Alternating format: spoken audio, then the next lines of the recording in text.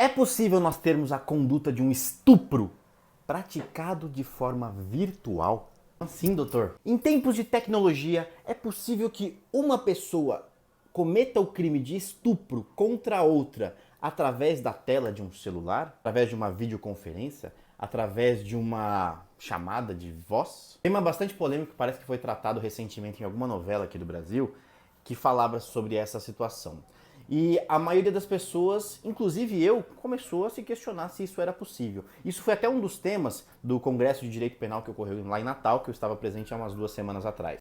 Quando nós pensamos no crime de estupro, automaticamente nós acabamos pensando, de uma forma não técnica, na conjunção carnal entre o homem e a mulher. Nós imaginamos uma conduta física em que um força o outro, ou vice-versa, tanto o homem com a mulher, o homem com o homem, a mulher com a mulher, ou a mulher com o homem, força a praticar o ato sexual. Mas o crime de estupro no nosso país, ele não é só isso. Nossa mente é levada a crer exatamente dessa forma, porque antigamente o crime de estupro era somente realmente a conjunção carnal entre homem e mulher. E isso já mudou faz certo tempo. Hoje em dia, o crime de estupro está previsto lá no artigo 213 do Código Penal e ele prevê penas de 6 a 10 anos de reclusão para quem constranger alguém mediante violência ou grave ameaça a ter conjunção carnal ou a praticar ou permitir que com ele se pratique outro ato libidinoso. Ou seja, além da conjunção carnal, que deve ser compreendida como a cópula pênis-vagina,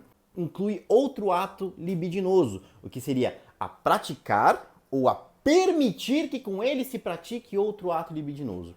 Então imagine a seguinte situação: via videoconferência, alguém está com a arma na cabeça de um ente querido, da mulher, no nosso exemplo, e a pessoa, por videoconferência, obrigue que a mulher comece a se tocar, que comece a mostrar o seu corpo, mostrar suas partes íntimas, para satisfazer a lascívia do agressor. Isso via online. Nós temos uma violência, uma grave ameaça. Se você não fizer isso, eu mato, eu atiro, eu machuco o seu ente querido. E do outro lado, a pessoa está sendo obrigada, a fazer com que a pessoa, o agressor, satisfaça a sua lascívia, o seu desejo sexual, mediante essa violência ou grave ameaça, vendo a outra pessoa nua, vendo as partes íntimas da outra pessoa. Dessa forma fica mais fácil imaginar. Ou seja, a pessoa do outro lado da tela está sendo obrigada a cometer um ato libidinoso mediante essa violência ou grave ameaça.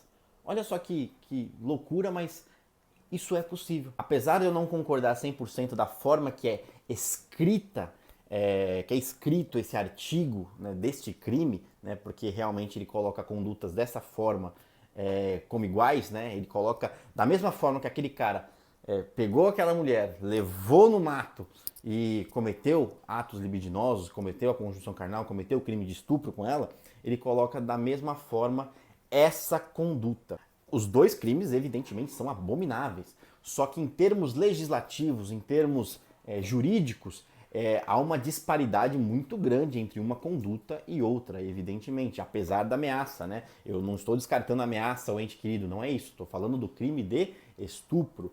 Mas, pela forma que é escrito a nossa legislação, a resposta é sim.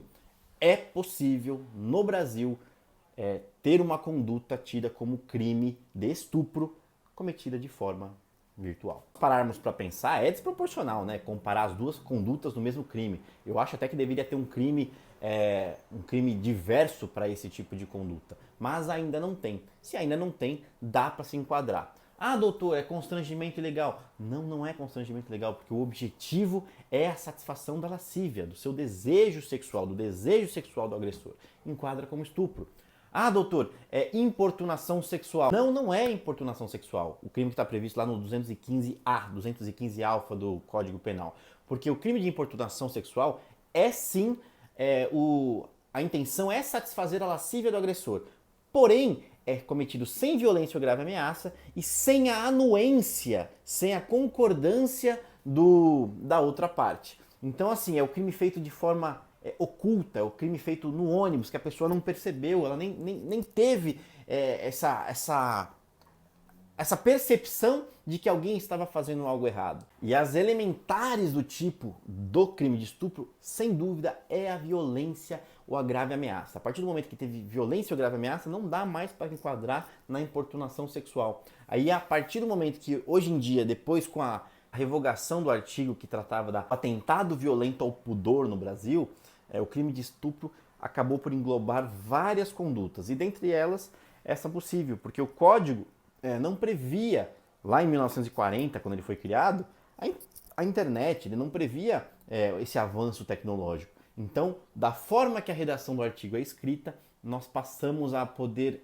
enquadrar várias condutas naquela situação.